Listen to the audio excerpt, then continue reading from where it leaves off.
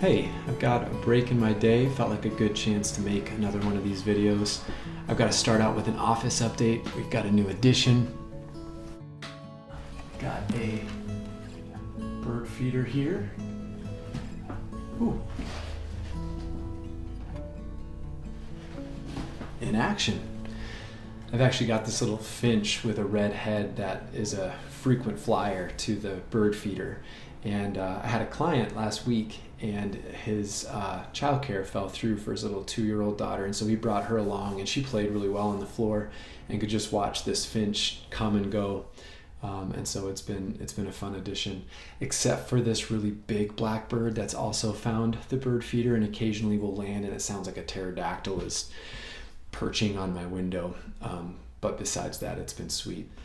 The topic for today is stemming from a number of sessions recently with younger couples in marriage where there's an overall feeling of disappointment in the other person, not loving me well, serving me well.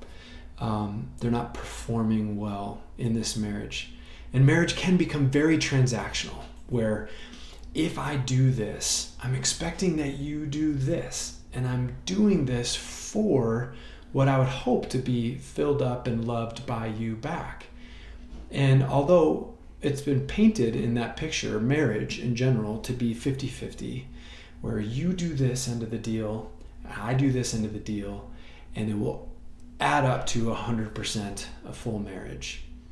And that's really not how God intended marriage, nor love and service to be done unto one another. We would call this in the counseling office relational idolatry, where you are looking for that person to fill you up. You're coming into the relationship needing something from them in order to be okay. It's like we're seeking life from our spouse. And life is the word Zoe in the New Testament, and our best definition of life is getting love, acceptance, significance, or security from our spouse or friend or family member. You name the relationship in life. And we're trying to get life from them, and they were never intended to be the life giver.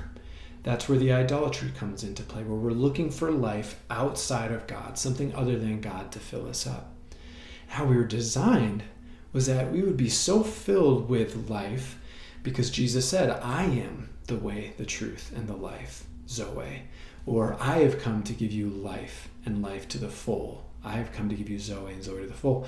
That when we're so filled with love and acceptance and significance and security from our Father first, as that relationship grows deeper and deeper, we're already filled with what we need and able to overflow onto the other people in our life. In this instance, we're able to overflow onto our spouse because we've already received what we need from God. And so the target or the aim of our love or our service, if that's not in line with God, is that I'm doing this in order to get something from you. It takes us to Colossians 3, and it talks about when serving another, don't only do it when their eye is on you and to win their favor, but with sincerity of heart and reverence for the Lord. Whatever you do, work at it with all of your heart as working for the Lord, not for men. So this act of love, or this service to your spouse, even though it is to love them, is done unto the Lord. It's like this kind of intimate wink between me and the Father, that this unloading of the dishwasher or this vacuuming out of the car or this thoughtful gift is actually me doing this unto you, Father, out of obedience to you, out of a overflow of having already been so loved by you that I just want to answer in obedience springing forth towards my spouse, so that I'm not now waiting for Brooke's reaction, any type of attaboy from a boss or from a friend or a family member. I'm not doing this in order to get filled by the other party. I've already received that in the act of love or service.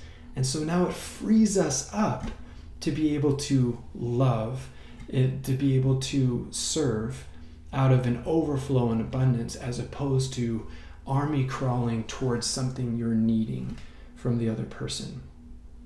A friend of mine, Mike Allsteel, talks about the phrase involving a spouse. My wife is a wonderful gift, but she's a horrible God. Brooke is a wonderful gift to me, but she would be a horrible God. She was never meant to be the supplier of my love and acceptance and significance and security. But when both spouses are in a place of being so filled by the Father first, and God is able to, through me, just authentically love Brooke, not hoping for something back and in return, when we're both in that healthy place, you bet there's a bunch of love and service and thoughtfulness flying back and forth. But the aim, the target, is doing something unto the Lord, not unto men. And the rest of that scripture says, since you know that you will receive an inheritance from the Lord as a reward, it is the Lord Christ that you are serving. I don't know what the inheritance or the reward specifically looks like coming from God when we do things unto Him. But I know that if my son is doing an act of love, and it's because he just loves me, it's not because he's trying to get something, I can't help but want to just reward him, to cheer him on, to say that that is the way towards life. And that probably looks like the form of fruit that grows on our tree. That as we do things unto the Lord and not unto men, there's this increase in love that grows in me, joy that grows in me, peace, patience, kindness, you name it. The byproduct of authentic love and not trying to get something transactionally is this beautiful fruit that grows on our trees. And it really only happens when our roots are in the water source, when we get it from the Father first, and we do things unto Him out of just love and obedience because we just trust that His way is best. And then we get to take our proper place as spouses and family and friends who are not looking to one another to get filled up, but instead are already filled up enough in order to overflow love and overflow acts of service with those that we come in contact with for the rest of the day. I hope you're encouraged by that and that you can take that with you and you aim for the correct target in your love and in your service to others today.